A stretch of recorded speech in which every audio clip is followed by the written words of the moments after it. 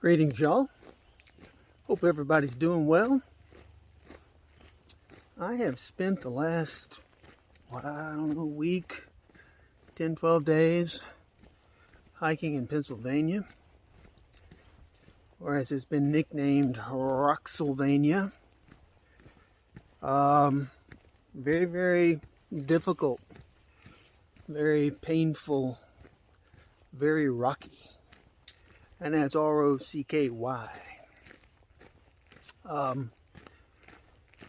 I'd show you some of the trail, if you want to call it that. It's mainly just rock. And you just have to get over it. It's well over 100 miles of solid rock, and it just chews up your feet, the soles of your shoes.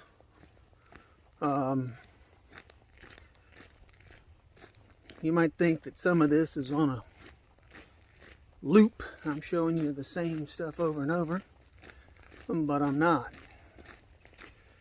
This is all different days and different rock, but it sure looks the same and it feels the same to your feet. Just progressively each day it gets worse. It's relentless, quite frankly.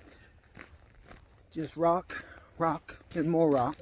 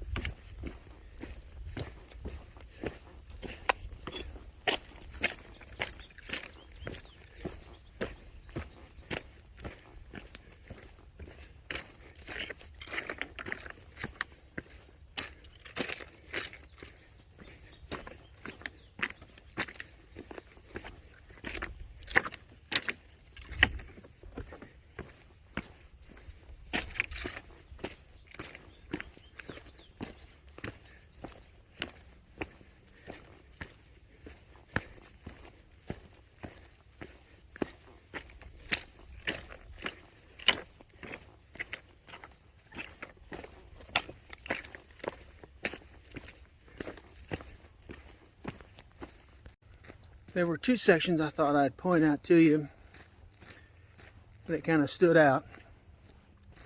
First is the Knife's Edge. This is the section of trail where the rock's been just pushed up to where it's almost vertical. You have to traverse this. It's very tricky. And as you can see, one false step, you would regret it. One thing about Knife's Edge, I think it's pretty safe to say that the words have never been uttered. Hey, honey, what do you say tomorrow on our day off we go hike Knife's Edge? And the next was a particularly technical climb, which I'm not a rock climber. Never professed to be. But this was coming out of Palmerton, Pennsylvania. Looking down over the Lehigh River. But you had to go straight up. So I just put away the old trekking poles and did my best to get up and over this rock formation. Offered some nice views, but at a cost to my feet. So for the last 100+ miles, I've been dealing with nothing but rock. Hadn't been a whole lot of highlights. It's made me rethink a few things. Most notably, it goes a long way to explain why Philly fans are so obnoxious. I'm just saying.